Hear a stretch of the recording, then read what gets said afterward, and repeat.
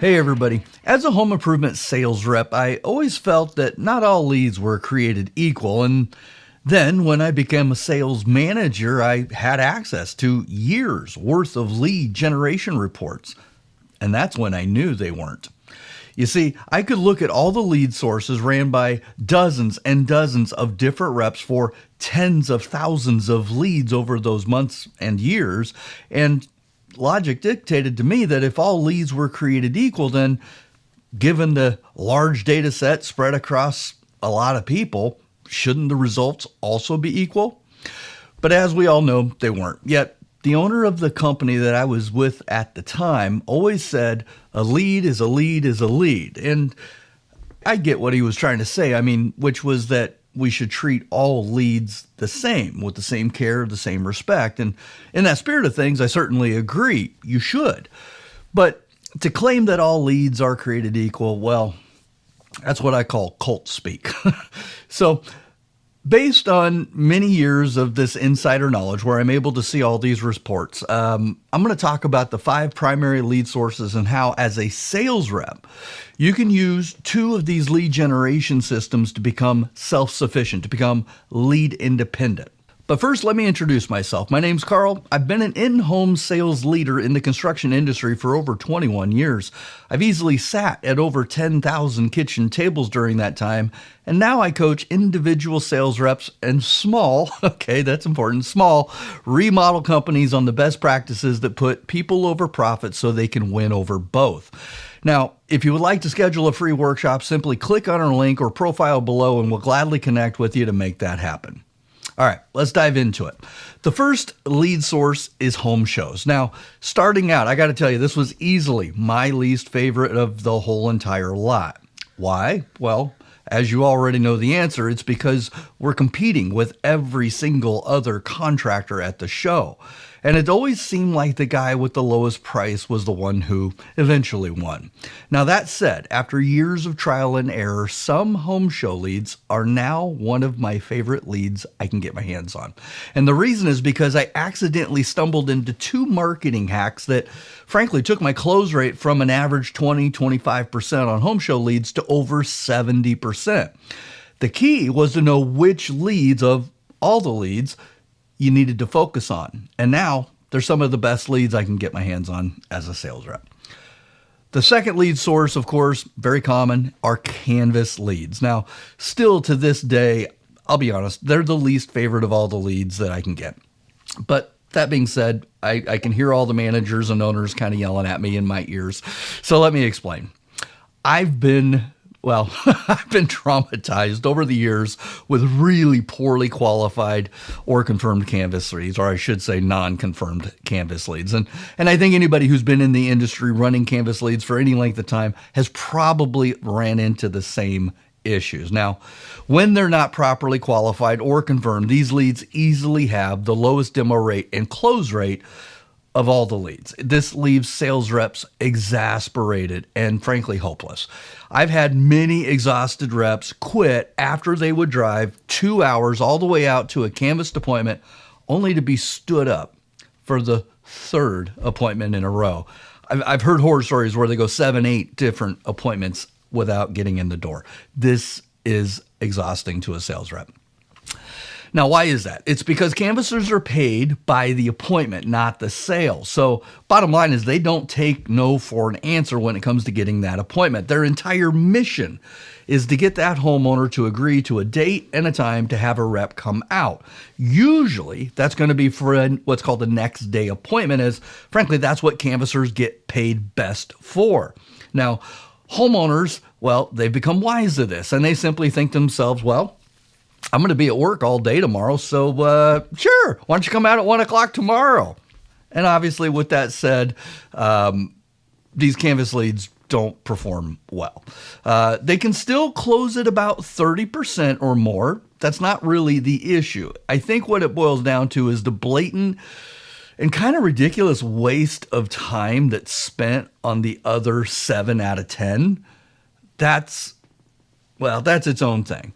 I'm still not a huge fan of canvas leads. Most of the time canvassing done is smack in the middle of the day, and it's at a time when most families are at work.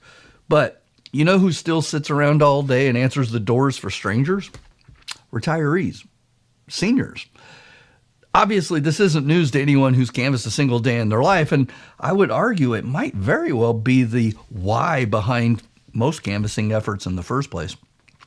The simple truth is that canvassing finds the kind of people who, evidently, are willing to make, and I still can't hardly wrap my head around this, appointments with strangers to be sold. Like, boom. Now, who in today's world actually does that? Well, the reality is, the harsh truth is it's gullible, overly agreeable, or sadly, nowadays, I'm seeing more of this, lonely people. This is where the character of a sales rep really is going to be tested, right? I can only hope they follow a moral compass and, well, do what I call, which is closing with a conscience. All right, enough about canvas leads. The third most common lead type, of course, are going to be lead aggregator leads. Now, most contractors would agree that these are kind of the worst of the worst leads. By the time you reach out to the homeowner to see how you might be able to help them, honestly, they've been completely overwhelmed by the dozens of robocalls and text messages that are usually sent out by the large private equity funded megacorp contracting companies. Frankly, they're ready to, throw their phones into the toilet. So even if you're fast enough to be lucky caller number 7, right, and get through to them, honestly, by then it's too late. You still reek of everyone else's desperation trying to be first. Frankly, the best advice I can give on these kinds of leads is don't. Just don't. Okay, number 4. Internet leads. All right, this is the world we're in now, right? So specifically inbound internet leads. Now, that being said, even with inbound, it's still a really wide net here that covers a lot of lead sources. Sources like Google Ads, Google Organic, Google My Business, Facebook Ads, Facebook Organic, Facebook Pages, Facebook Marketplace, Instagram, TikTok, Craigslist, Angie's List Advisor, Yelp, Yellow Pages. Anyway, you get the idea. Lots of different ways to get leads online. So I'll hit on the 2 that I think are actually worth pursuing as an individual sales rep. The number 1 is going to be Facebook. Now, as a sales rep, you should have a second profile created where you can post your before and after pictures, your video testimonials, and really any educational content that your customers might appreciate seeing. Then, as you connect with potential customers, you can point them to that page, nurture them with really good content until they either buy or unfollow. The second place where I would probably put most of my content is on Instagram. And I'll be honest, the reason why is because they're both owned by Meta. So Facebook and Instagram are both owned by Meta. And the cool thing is you can use the same CMS, content management system, on the back end to post your content to both platforms at exactly the same time. It's super efficient. To me, that's where 80% of our audience is.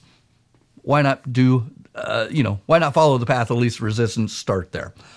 Okay, number 5. Lastly, good old-fashioned print. Okay, print media. Now, the reason why I'm smiling is because as an individual rep, this is easily where you have the best opportunity to self-generate leads.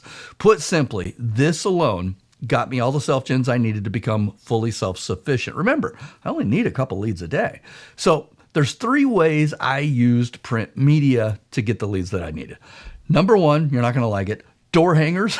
I know it sucks to knock doors. So here's my advice. Don't. Just hang good door hangers that lead to your landing page or Facebook page, and then be on your way. With digital camera doorbells, nobody's answering their doors hardly anyway. So just leave the information and go. Don't fight it. Number 2 is a really big banner, and I'm talking 3 foot by 8 foot kind of thing. Then get really powerful magnets off of Amazon. They got carabiners and everything on there. And then when you have jobs where a dumpster is being delivered, so siding, most of the time will have a big dumpster.